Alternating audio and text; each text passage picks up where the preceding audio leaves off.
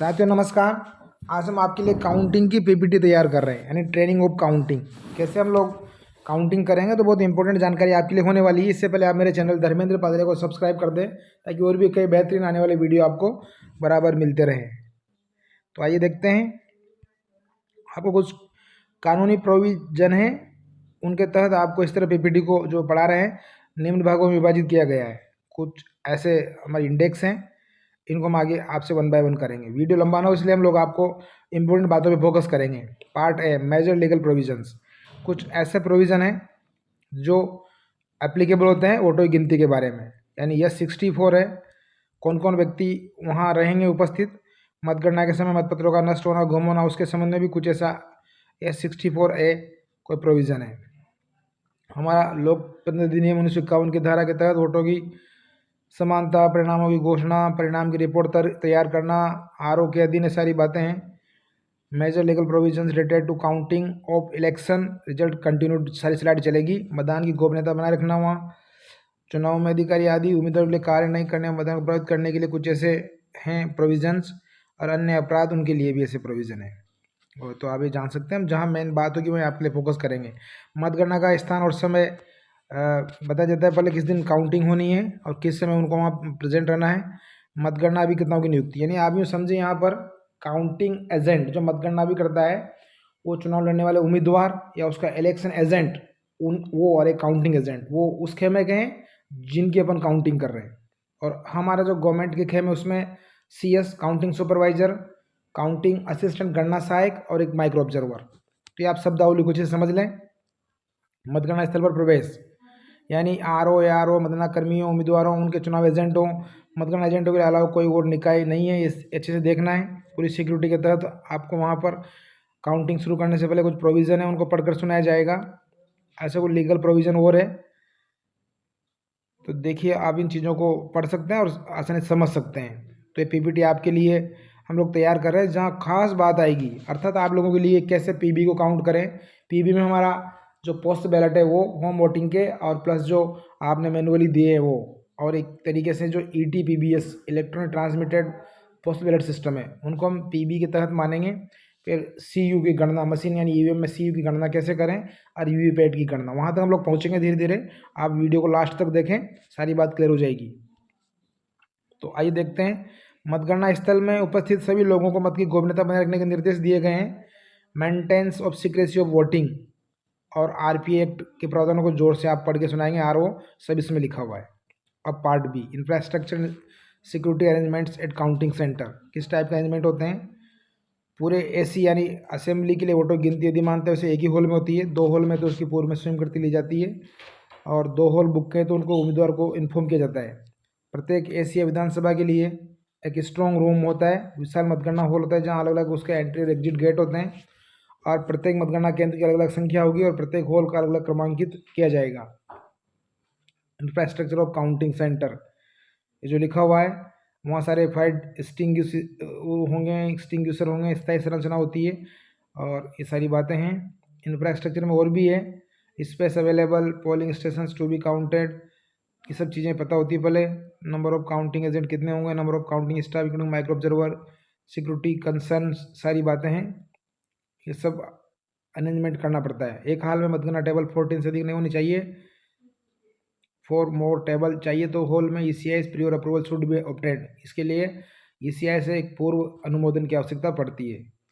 इसके अलावा RO observer के लिए एक टेबल निर्धारित है। और भी इंफ्रास्ट्रक्चर की बातें सारी है, ये सब इंफ्रास्ट्रक्चर में आता है जो कि आपको ऑलरेडी करके मिलेगा। एक लेआउट है infrastructure and security arrangements at counting centres.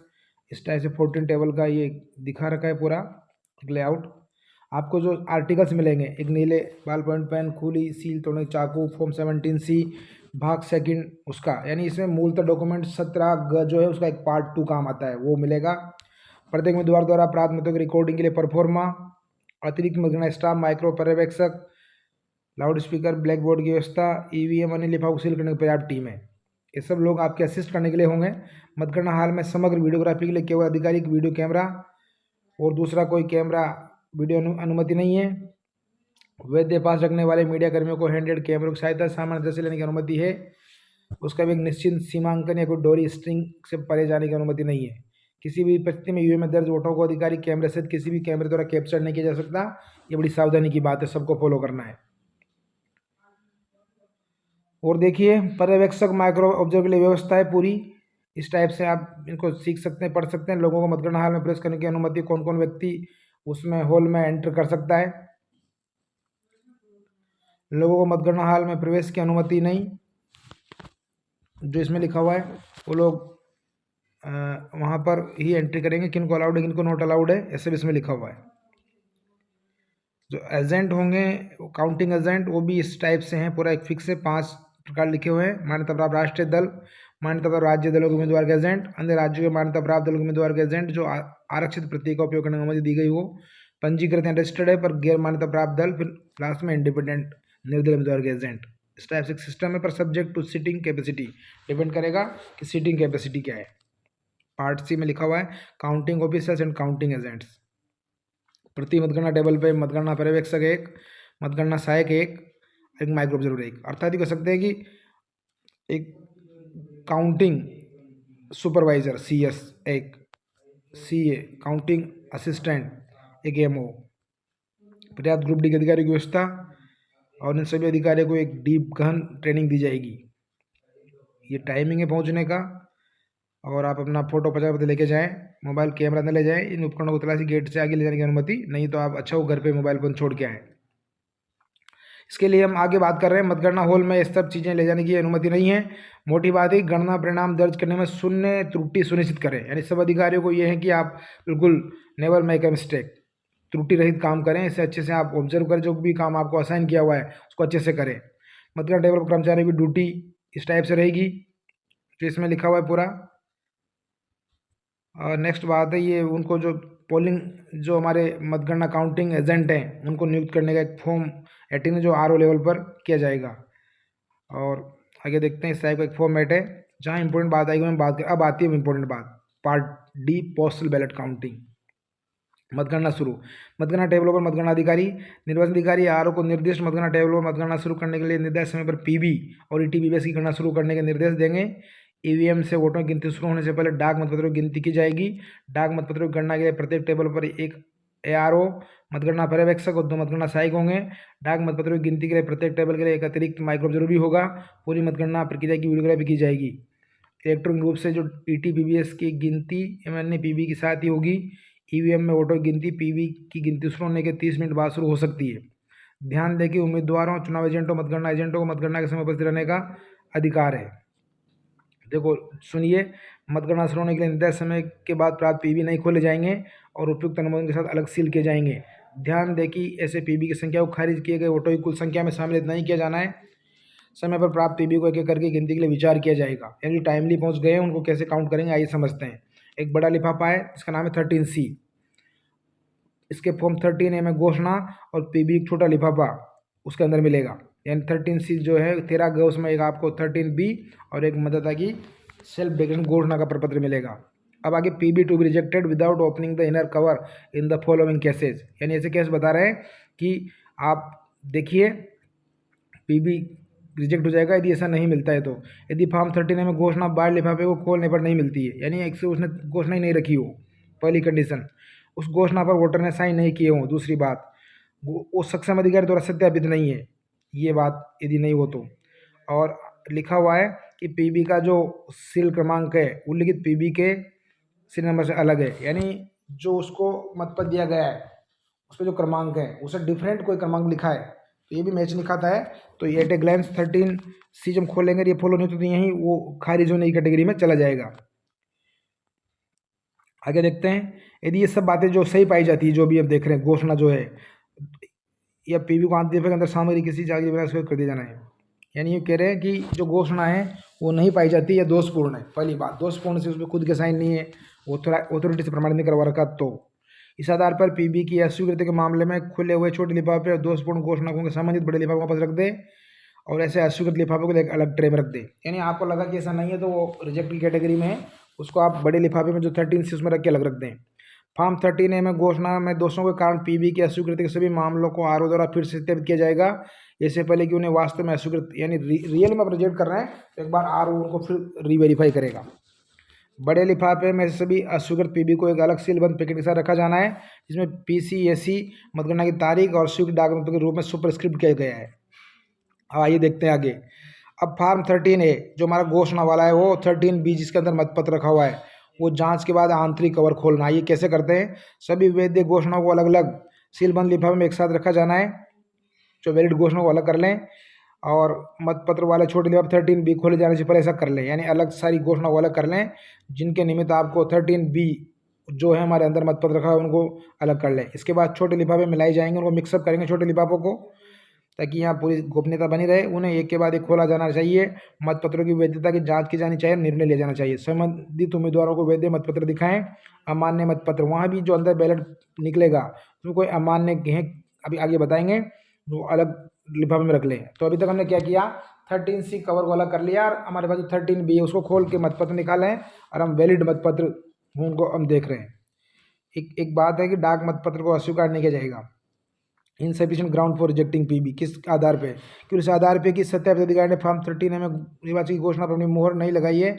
इस सत्यापन अधिकारी ने उस फॉर्म पर अपने नाम और पदनाम के संबंध में सभी प्रासंगिक विवरण दिए हैं, यानी उसने सील नहीं लगाए ऊपर अपना नाम पदनाम पूरा लिख रखा है, तो वो फॉर्म 13A एक्सेप्टेबल है।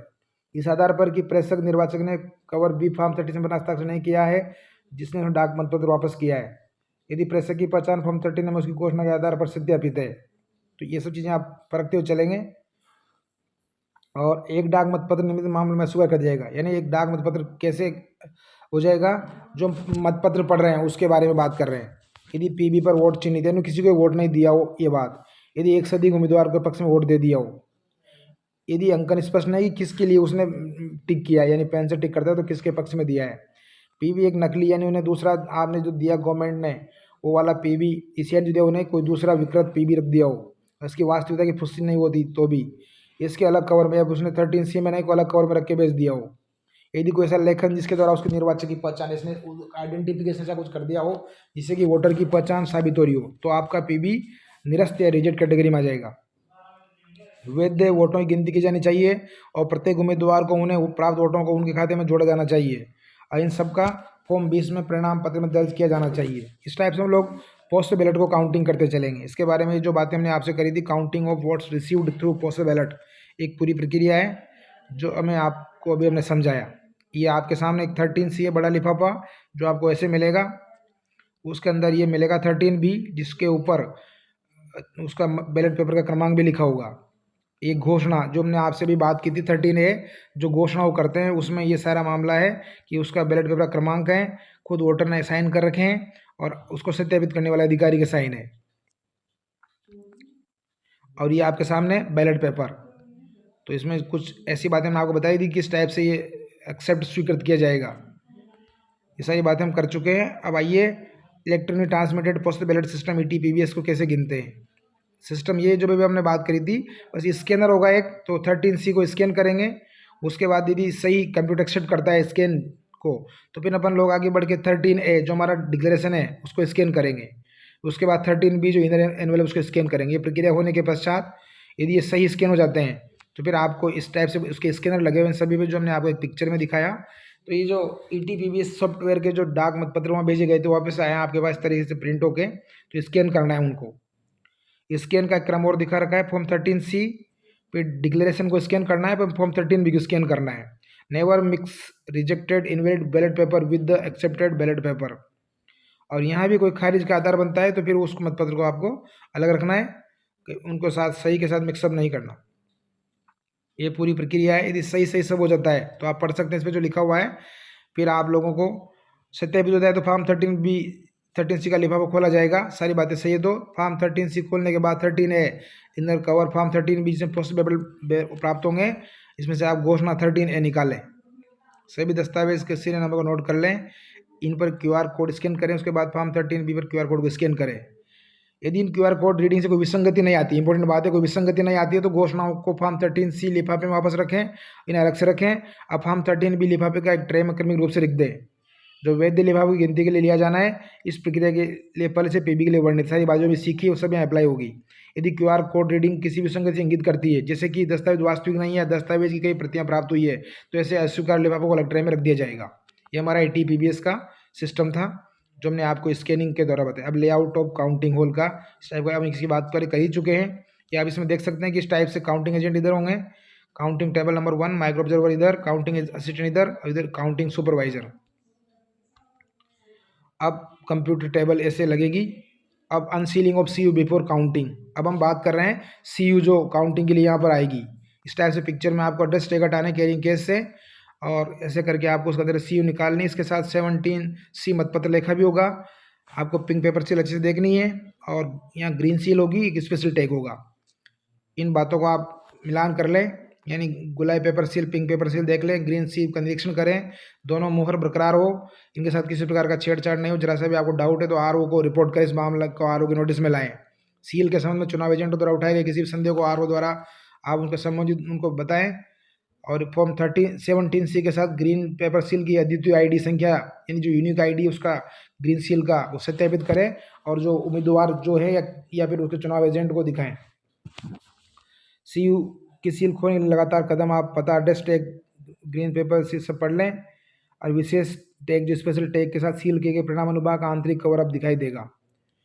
इंश्योर करें कि ये सब चीज़ें सीलें बरकरार है तभी आगे बढ़ें। इनमें से किसी भी सील के बारे में किसी का डाउट हो के मालूम तुरंत RO या ARO को रिपोर्ट करें। चुनाव एजेंटों को विशेष टैग के सीरियल नंबर की तुलना करने की अनुमति दें। EVM परिणाम के अगले चरण में आगे बढ़ने को आप रेडी है, यानी सारी बातें आप पढ़ सकते हैं आसानी से। फिर जब सब सही है तो आप लोगों को रिजल्ट बटन दबा के और रिजल्ट आपको दिखाना पड़ता है। ये एड्रेस टैग काट लें, ये आपको कैंची मिलेगी, इसके साथ आप उस ग्रीन सील को अलग कर लें, और बाहरी ढक्कन नहीं खोलना है, अंदर आंतरिक ढक्कन ऐसे ही रहेगा वहाँ। स्पेशल टैग आपका मिलान कर लें, और ये जो ग्रीन सील से क्रमांक मिलान कर लें।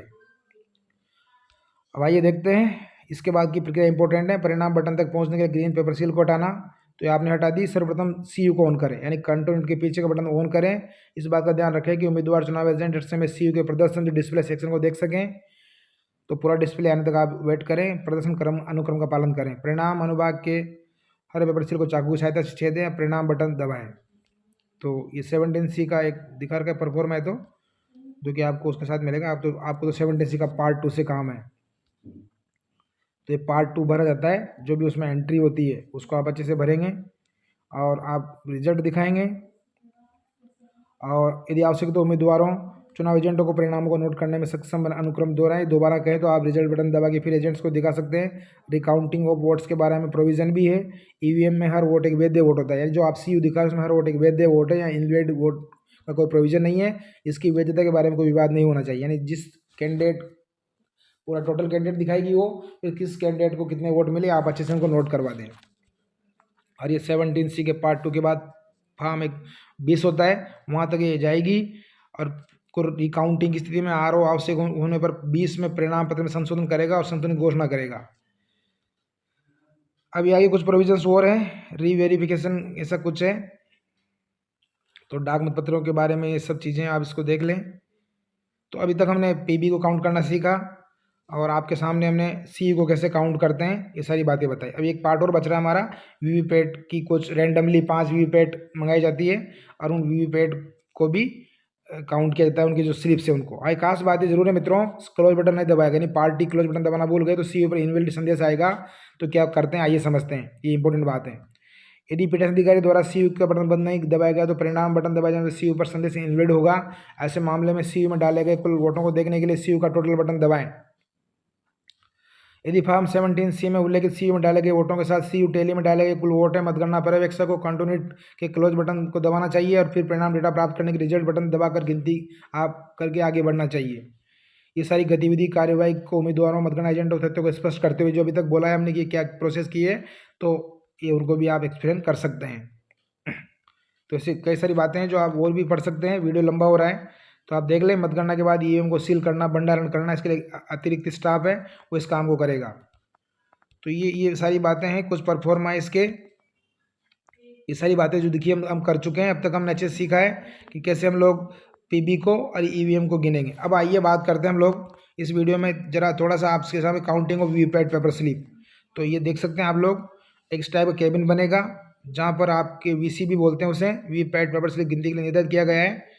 तो जैसे बैंक का आपने कैशियर का केबिन देखा होगा, ऐसा केबिन होगा। इसके लिए एक पिजन बॉक्स, एक बड़ी ट्रे होगी, ऐसा आप अवेलेबल आपको मिलेगा। इसमें संबंधित कैंडिडेट के नाम नोटा सहित लिखे होंगे और आपको ऐसे वीवीपैट वहाँ रेंडमली 5 असेंबली के लाए जाएंगे और आपको वो 25 वीवीपैट की पेपर पर्चियों को बंडल बनाने के लिए कम से कम 100 रबड़ बैंड टेबल पर आपके रखे जाएंगे और वीवीपैट की पर्चियों को आप निकालेंगे और उनको आप 25 की संख्या में उसमें रखे पिजन बॉक्स में और काउंटिंग करेंगे। हाँ, इसमें एक ऑथेंटिक बात है, यदि कंट्रोल से परिणाम प्राप्त नहीं होता है तो आयोग द्वारा निर्धारित प्रक्रिया के अनुसार संबंधित वीवीपैट की मुद्रित पेपर स्लिप की गणना की जाएगी और ऑथेंटिक भी वीवीपैट की पेपर स्लिप से मान्य है। यदि कहीं ऐसा अंतर रहता है, जीत का अंतर जो उसमें पड़े हुए मतों के बराबर है उससे कम है, तो वीवीपैट की पर्चियाँ गिनी जाती है। रैंडम तो 5 तो आपको गिननी है। तो ये कई सारे प्रोविज़न है। देखो, mandatory verification of VVPAT paper slips. चुनाव संचालन नियमावली शिक्षण के तहत सभी लोकसभा राज्य विधानसभा को सामान्य उपचुनाव में यादृच्छिक या रैंडमली रूप से 5 मतदान केंद्रों की वीवीपैट पेपर पर्चियों को अनिवार्य सत्यापन किया जाएगा।